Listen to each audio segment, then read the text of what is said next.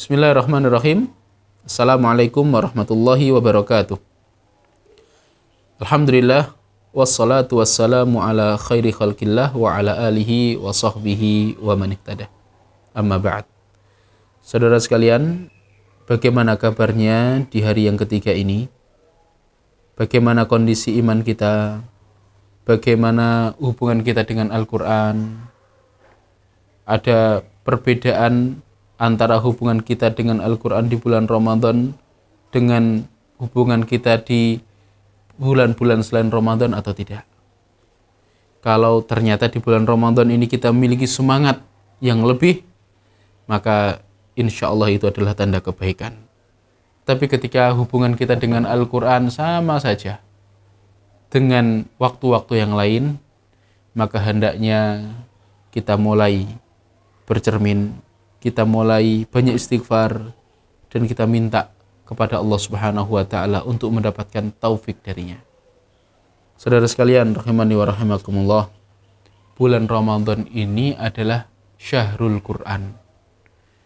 Al-Quran diturunkan oleh Allah Subhanahu wa Ta'ala di bulan Ramadan, di sebuah malam yang disebut dengan Lailatul Qadar, atau kita sebut dengan istilah nuzulul Quran.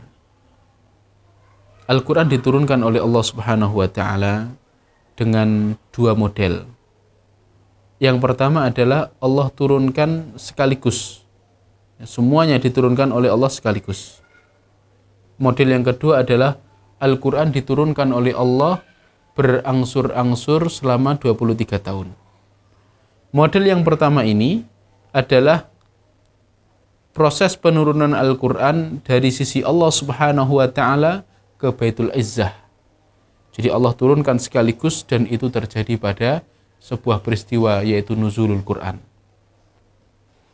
Kemudian proses yang kedua atau model yang kedua adalah diturunkan secara berangsur-angsur selama 23 tahun, dan ini adalah diturunkan dari Baitul Izzah kepada baginda Rasulullah Sallallahu Alaihi Wasallam.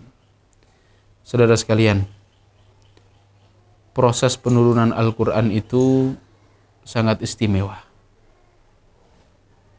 dan tidaklah seseorang memiliki hubungan yang harmonis dengan Al-Quran kecuali Allah Subhanahu wa Ta'ala akan memberikan kemuliaan baginya. Oleh karena itu, kalau kita baca sejarah hidup para sahabat, kita baca sejarah hidup Rasulullah Shallallahu Alaihi Wasallam, kita baca keadaan para salafus soleh, kita akan dapati bagaimana harmonisnya hubungan mereka dengan Al-Quran. Ada yang menghatamkan Al-Quran dalam waktu satu malam, ada yang menghatamkan dalam waktu 3 malam, ada yang menghatamkan dalam waktu 7 hari, dan lain sebagainya. Dan ada riwayat yang mengatakan bahwasanya Imam Asy-Syafi'i, Muhammad bin Idris Asy-Syafi'i, beliau menghatamkan Al-Quran selama Ramadan 60 kali. Ini mungkin bagi kita, orang-orang dengan kualitas iman seperti kita berpikir, kok bisa ya? Seakan-akan bagi kita hal yang mustahil. Kenapa para salaf mampu untuk melakukan hal tersebut? Karena mereka sudah terbiasa sebelumnya. Karena posisi Al-Quran bagi mereka sungguh begitu strategis dan istimewa. Dan kami sampaikan, di bulan Ramadan ini kita bukan hanya sekedar membaca. Para salaf dulu, para orang-orang soleh terdahulu bukan hanya membaca, tapi mereka juga tilawah, yaitu membaca. Mereka juga mentadaburi, mereka juga merenungi kandungan-kandungan Al-Quran tersebut. Oleh karena itu, sekali lagi kami sampaikan, dan ini pesan untuk diri kami pribadi dan semua yang melihat tayangan ini, agar kita mempersonalisasi hubungan dengan Al-Quran. Kita anggap bahwasanya Al-Quran ini adalah khusus diturunkan untuk kita, agar kita benar-benar bisa membawa Al-Quran tersebut, bisa harmonis dengan Al-Quran tersebut, dan bisa menjadikan Al-Quran tersebut sebagai bacaan, sebagai pedoman, sebagai tuntunan dalam menjalani kehidupan ini.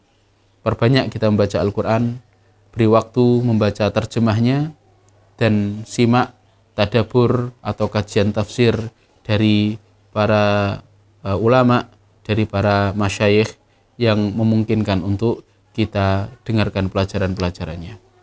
Semoga Allah Subhanahu wa taala ridho kepada kita semuanya, dan semoga Syahrul Quran ini betul-betul kita bisa memaksimalkannya, kita bisa harmonis dengan Al-Quran, dan kita keluar menjadi orang-orang yang mendapatkan predikat sebagai Ahlul Quran. Dan mungkin terakhir, saudara sekalian, bagi kita yang berat untuk membaca Al-Quran, bagi kita yang terseok-seok dalam membaca Al-Quran, berat rasanya. Sedangkan kalau urusan dengan HP, sedangkan kalau urusan dengan makanan dan lain sebagainya kita terasa ringan, namun ketika berurusan dengan Al-Quran kita terasa berat. Ketahuilah, sebabnya adalah dosa. Utsman bin Affan mengatakan, wallahi lau tahurat qulubuna ma syabi'na minal Qur'an. Demi Allah, kalau seandainya hati kita ini bersih, maka kita tidak akan lelah, kita tidak akan bosan dengan Al-Quran. Artinya ketika kita bosan, kita berat, kita terseok-seok di dalam membaca Al-Quran, di dalam menghatamkan Al-Quran, ketahuilah ada noda di hati kita. Baik noda yang ditimbulkan karena syubhat, atau noda yang ditimbulkan karena syahwat. Barakallahu lana walakum jami'an. Assalamualaikum warahmatullahi wabarakatuh.